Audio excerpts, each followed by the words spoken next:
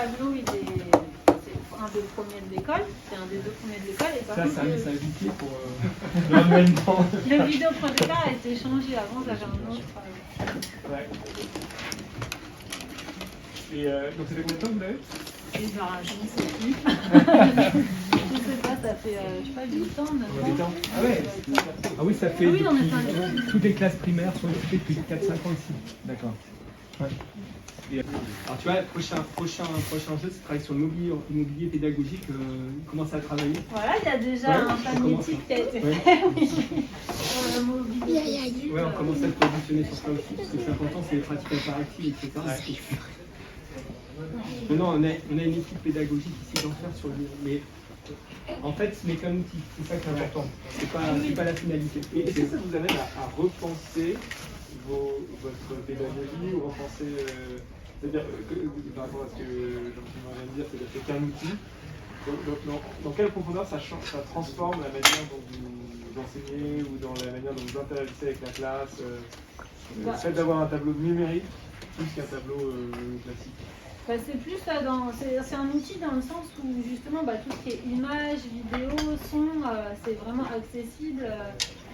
Ça facilite le travail en fait, ça facilite l'aspect matériel, l'interactivité. Sur la première génération, avec stylo obligatoire. Ah oui d'accord, ok, pardon, je n'avais pas compris. Et en fait, je pensais que c'était... Non, c'est vraiment la première génération. Ok. Alors qu'il y aura une deuxième génération, c'est la troisième, qui est arrivée grâce au François Lors. La troisième.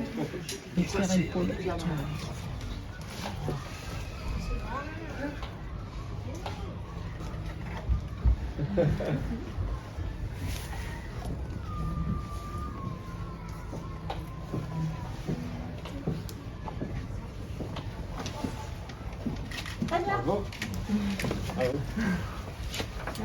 Donc, c'est quoi la différence avec celui d'avant? En fait, c'est technique, c'est la focale est plus courte, une musique est meilleure, et puis surtout ça, c'est directement avec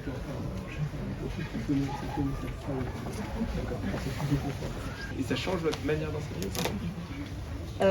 Pas trop, surtout en amont. Ouais. Oui, surtout en amont parce que la préparation des cours n'est pas la même. Mais sinon, après, non. On est vraiment sur un écran interactif qu'on appuie, etc. Alors l'idée c'est d'équiper, il y a déjà une école qui est équipée, c'est l'école de la Charmois, donc c'est équiper les 3 écoles, y compris la maternelle, parce qu'à partir de là on peut projeter un film. 3 structures scolaires, donc une école maternelle chez Lille, qui est juste de l'autre côté de la cour, la Charmois qui est sur le nord, qui est on va dire une école de quartier, en fait sur le nord c'est le nord de la ville, et puis là on est en train de... Là, il y a un réseau de chaleur qui se construit pour alimenter salle des fêtes, les 2 écoles, et on est en train de choisir l'architecte pour le réfectoire scolaire, qui fera périscolaire réfectoire, qui fera les 2 écoles.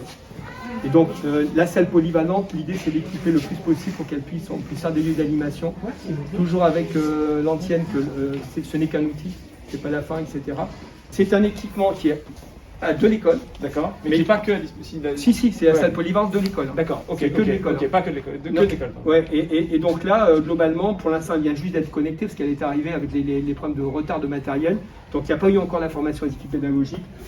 Ça sert de tableau, ça aussi, pour pouvoir ne pas bloquer. Si on n'a pas besoin de l'écran, on planque, etc. Connecté au réseau, alors il y a toute une infrastructure, mais vraiment avec des racks, des serveurs, etc. C'est important. En fait, c'est un équipement où la pédagogie va se construire de manière différenciée, puisque c'est un lieu d'animation, on peut passer un film, on peut avoir une animation. On n'a pas envie d'écran, on fait un tableau classique, voilà, Et un peu le coût d'un équipement comme ça? 7 000 € à peu près. Alors on a été bien aidé par l'État dans le dossier, puisque sur le plan France Relance, globalement, on a une aide de l'État à peu près de 36 000 € sur 53 000 € de dépenses. Mais je dois dire que tous les équipements, c'est la commune qui les a financés, tous ceux que tu as vu avant en live. Donc le plan de France Relance par rapport au pédagogique et au numérique éducatif, il arrive au bon moment. L'intérêt de ces écrans nouvelle génération, c'est que par rapport aux autres écrans où finalement c'est un rétroprojecteur, ni plus ni moins, là on est sur un écran vraiment tactile. Donc déjà on a un côté dual point, c'est-à-dire qu'on peut utiliser 2 mains en même temps. On a le côté tactile que les enfants savent tous utiliser une tablette. On se demande même comment ils font pour savoir aussi vite se servir d'une tablette À 2-3 ans, ils y arrivent très bien. Et donc, on a un côté beaucoup plus interactif que le stylet, qui n'est pas toujours évident. On a vu tout à l'heure la petite jeune qui avait du mal à utiliser le stylet. Là, avec le doigt, elle aurait fait exactement la même chose et ça aurait été beaucoup plus fluide. On a eu une qualité d'écran qui est beaucoup plus intense, des couleurs, et on peut effectivement mettre plus facilement un film, des choses comme ça. C'est beaucoup plus vivant pour les enfants. Et ce genre d'écran, en termes de fiabilité, c'est bien? C'est vraiment des écrans qui durent des années. Nous aujourd'hui, on a un recul sur 5-6 ans et on n'a pas de panne. Ouais. Ce qu'on peut peut-être avoir, c'est un pixel mort ou quelque chose Ouais. comme on avait un peu au début, mais c'est vraiment ultra fiable aujourd'hui. Derrière, la réflexion, il ne faut pas la limiter à j'ai un bel écran, tout le monde est content, etc. Nous, clairement, c'est pour ça qu'on a commencé sur CM2, CM1, à condition que le prof soit volontaire. Ouais, parce qu'il faut qu'il s'empare de tout. Non, non, absolument. Alors après, il y a des écoles maternelles qui demandent d'en avoir.